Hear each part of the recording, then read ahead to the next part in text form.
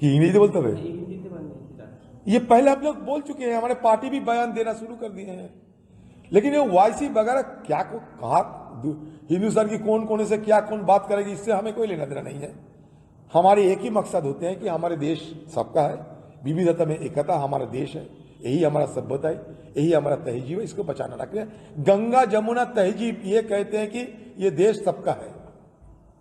এখন সরব হয়েছেন, কিন্তু এখনো পর্যন্ত বিরোধী দলদের সামনে ইভিএম মেশিনটা স্বচ্ছতা আনা হয়নি। देखिए ये ईवीएम मुद्दे को लेकर कोई पार्टी के लोग सिर्फ नहीं, बड़े बड़े विशेषज्ञों इनका भी राय ये निकलते आ रहे हैं कि ईवीएम मशीन में धांधली किया जा सकता है। ईवीएम मशीन को दुरुपयोग करने की काफी सारे अवसर है। तो इसलिए हमारी पार्टी की तरफ से भी एक हम गुहार लगाते आते हैं कि अगर हो सके तो ईवीएम को बदल दो, क्योंकि यूरोप कहो, अमेरिका कहो, या ईवीएम को हटा के फिर बैलेट में ये सारे देश चुनाव कराने लगे।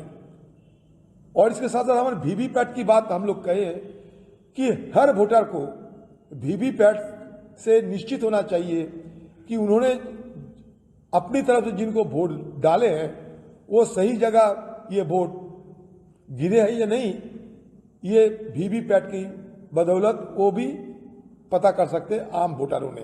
तो ये सारे बड़े मामूली मुद्दा है, इसको लेकर तूफान खड़ा करने की कोई जरूरत नहीं है। हो सकते है कि सत्तारूढ़ पार्टी इसको तूफान खड़ा करेंगे, क्योंकि हर छोटे मोटे बात को तूफान खड़ा करने की आदत बन गए। তিনি বলেছেন যে ধর্মনিরপেক্ষতা শব্দটি এখন ক্ষমতা থাকা লোকেরা অপমানজনক হিসেবে ব্যবহার করছে, এর ফলে ধর্মীয় মেরুকরণ বাড়ছে। ये तो हर रोज हम बोलते हैं, हमारे पार्टी की यही रवैया है, हमारे पार्टी की यही रुख है। ये देश को जिस दिन संविधान बने थे, सारे हिंदुस्तान के सारे दिग्गजों ने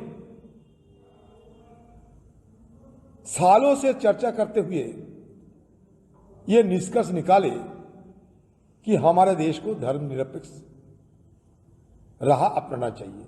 ये अगर मैं कोई अचानक आसमान से कोई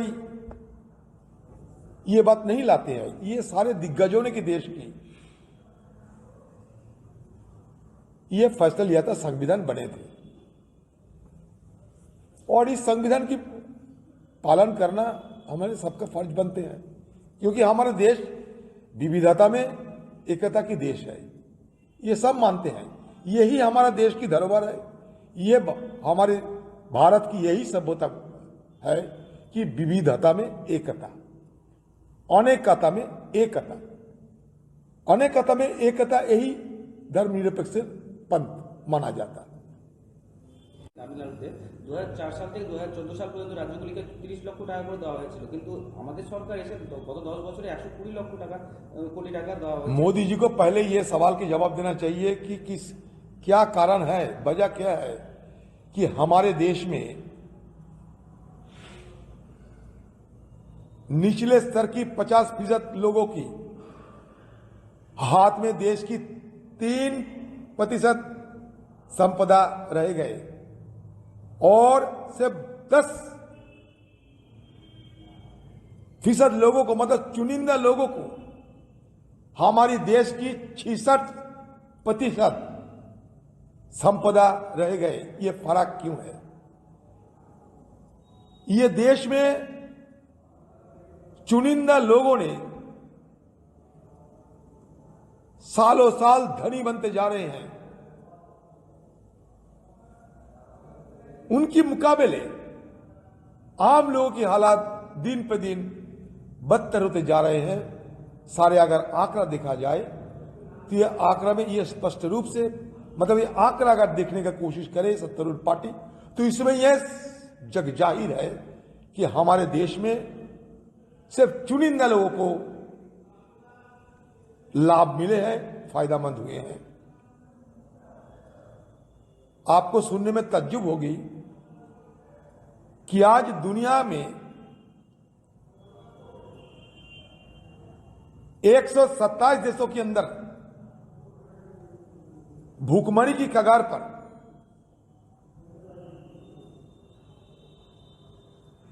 हमारे सूची